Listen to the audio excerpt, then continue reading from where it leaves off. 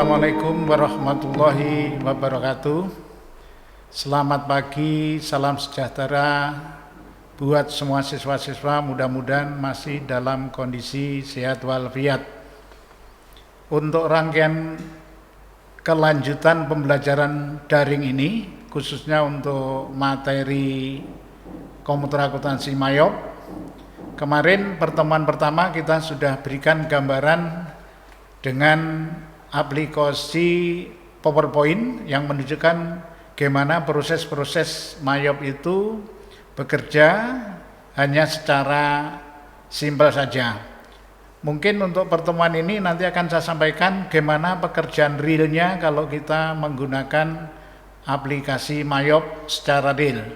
Mungkin semua siswa nanti bisa melihat bagaimana tampilan proses kerjanya MAYOB dari setting awal, yaitu setting perusahaan, supaya nanti dalam proses pengerjaan pekerjaan MAYOB ini bisa menjadi benar. Kita harus perlu kehati-hatian dalam entry data setting perusahaan, karena nanti kalau salah memberikan informasi yang salah. Saya mulai, jadi gambaran untuk mengerjakan MAYOB. Yang pertama, aplikasi MAYOB harus sudah terinstalasi pada PC atau laptop Anda yang sudah siap untuk bisa mengerjakan. Karena ini aplikasi MAYOB sementara belum bisa kita setting di handphone, harus melalui PC atau laptop. Ini bisa saya mulai bagaimana gambaran untuk mengerjakan MAYOB. Di dalam laptop atau PC Anda, aplikasi MAYOB sudah siap, silakan diklik 2 kali. Tampilan pertama, pada saat kita klik kedua tadi, akan muncul dari fasilitas, ini ada open, ada create, explore, what's new, and exit. Untuk memulai perusahaan awal, jadi mengawali kita harus pilih dengan create, jadi artinya create itu membuat baru, kita klik create, ya. Setelah kita create, maka akan tampil di sini welcome to MAYOB, jadi selamat datang di perusahaan yang menggunakan aplikasi MAYOB. Dari data ini kita tidak perlu banyak, hanya selamat datang saja kita lakukan untuk next. Nah, pada saat next ini kita diminta untuk ngisi berapa data. Yang pertama serial number. Serial number ini tidak usah kita isikan, yang terpenting adalah company name yang akan kita masukkan. Untuk company name, ini sesuai nama perusahaan. Saya kemarin berikan gambaran untuk misalkan SMK, PT SMK Ketintang misalkan. PT SMK Ketintang. Ini contoh saja, nanti tergantung nama perusahaan. Alamat disesuaikan, misalkan Jalan Ketintang 147 Surabaya.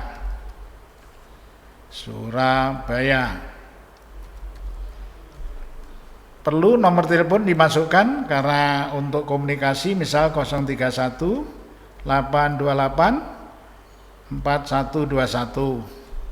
Fax misalkan sesuai dengan nyada SMK Ketintang 031 829 3897. Email, karena email merupakan rangkaian komunikasi lewat digital, kita tulis SMK Ketintang @gmail.com. Ini nanti tergantung kondisi perusahaan. Artinya ini sebagai contoh saja. Jadi sebagai contoh ini misalkan PT SMK Ketintang.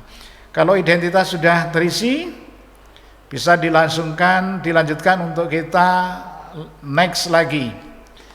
Pada saat next, ini yang perlu kita ketahui adalah menentukan periode akuntansi. Periode akuntansi selalu sesuai dengan tahun yang berjalan oleh perusahaan.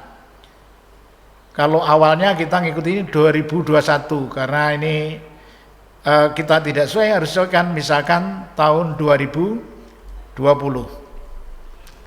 Setelah tahun ada pertanyaan, when does your current financial year end? Kapan berakhir laporan keuangan?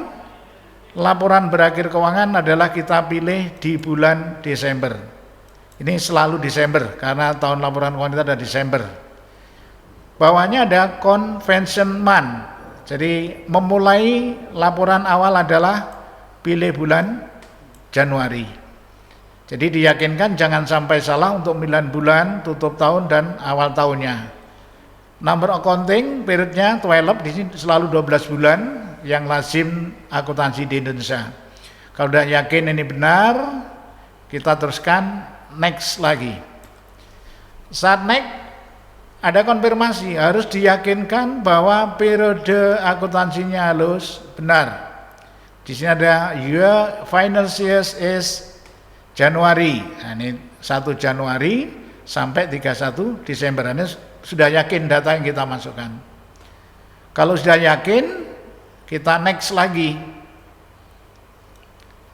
Nah, setelah next, ini Mayop memberikan kesempatan untuk memilih bagaimana membangun akun-akun atau membuat akun-akun. Jadi akun list. Di sini perusahaan kita di Indonesia yang sesuai dengan keberadaannya kita ambil yang di tengah ini. I would like to import a list of account. Jadi kita hanya mengambil data-data yang sesuai dengan akun-akun di Indonesia. Ini yang memudahkan, yang relevan untuk yang di Indonesia.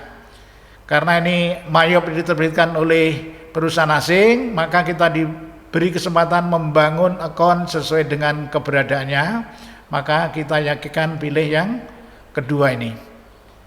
Kalau sudah yakin, kita next lagi. Ya, setelah next, pilihan berikutnya adalah menentukan tempat penyimpanan file. Pertama kali, file itu kalau kita tidak memindahkan akan tersimpan di foldernya Mayop, di C, di drive C, di foldernya Mayop. Untuk memudahkan kontrol kita atau file-file kita, sebaiknya harus kita pindahkan. Supaya pindah, kita pilih change. Ya, kita klik change ini, kita yakinkan pindah di mana. Penyimpanan usahakan di tempat yang aman untuk memudahkan kita memudahkan kontrol atau mencari data tersebut. Kalau misalkan saya simpan di D, nah, berarti ada di D, kita siapkan folder mana supaya tidak bercampur dengan yang ada di C. Kita ambil contoh, misalkan saya simpan di folder di drive D, folder data Mayop. Saya klik foldernya. Ya, otomatis sudah berpindah, kita save.